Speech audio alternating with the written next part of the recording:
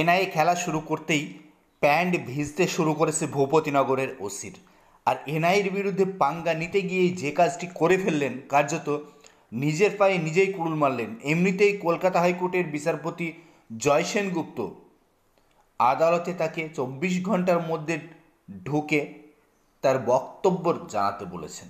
তার মাঝেই তিনি আবার গত রাত্রে যেটা করলেন তাতে ফের উত্তপ্ত হয়ে উঠল ভূপতিনগর। গতকাল তিনি ভূপতিনগরে বিজেপি কার্যালয়ে ঢোকেন।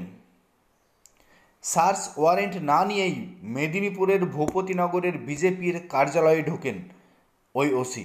ঢুকে বিজেপির এক নেতাকে গ্রেপ্তারের চেষ্টা করেন, এমনটাই অভিযোগ বিজেপির পক্ষে। এই ঘটনাকে ঘিরে তুমুল বচসা শুরু হয় ভূপতিনগর থানার ওসি গোপাল পাঠক এবং ভগবানপুরের বিধায়ক রবীন্দ্রনাথ মাইতির মধ্যে।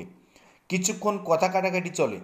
স্থানীয় সূত্রে খবর, সোমবার রাত 8টা নাগাদ ভূপতিনগরের ওসি গোপালের নেতৃত্বে পুলিশের একটি দল অর্জুননগরে বিজেপির বিধায়কের দলীয় কার্যালয়ে ঢুকে পড়ে। সেই সময় বিধায়ক রবীন্দ্রনাথ কার্যালয়েই ছিলেন। পুলিশকে কার্যালয়ে হুড়মুড়িয়ে ঢুকতে পড়তে দেখে হইচই শুরু হয়ে যায়। বাধা দেন বিধায়ক। পুলিশ দাবি করে এক অভিযুক্তকে তাড়া করার সময় তিনি গা ঢাকা দিতে বিধায়কের কার্যালয়ে ঢুকে পড়েন।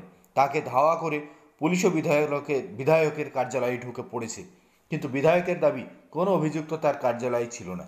এরপর পুলিশের কাছে সার্চ ওয়ারেন্ট দেখতে চান বিধায়ক। তা নিয়ে শুরু হয় ঝামেলা, কারণ সার্চ ওয়ারেন্ট দেখার মতো কোনো পেপারসই ছিল না পুলিশের কাছে। বিজেপির অভিযোগ, কোনো কারণ ছাড়াই ভূপতিনগরের এসসি মোর্চার মণ্ডল সভাপতি রাজশেখর বরকে আটক করে পুলিশ। তারপর বিধায়ক কার্যালয়ে ঢুকে কর্মীদের হেনস্থা করে। এ প্রসঙ্গে বিধায়ক রবীন্দ্রনাথ মাইতির বক্তব্য, পুলিশ তৃণমূলের নির্দেশে বিজেপির মণ্ডল সভাপতিকে কোনো কারণ ছাড়াই তুলে নিয়ে যায়। কোনো রকম সার্চ ওয়ারেন্ট, কোনো রকম পেপারস তিনি দেখাতে পারেননি। বিজেপি কর্মীদের হেনস্থা করছেন আর এনআইএর সঙ্গে পাঙ্গা নিচ্ছেন। এর ফল ভালো হবে না সেটা বুঝতে পেরেই কিন্তু এটা করছেন তিনি, এমনটাই দাবি বিজেপি বিধায়কের।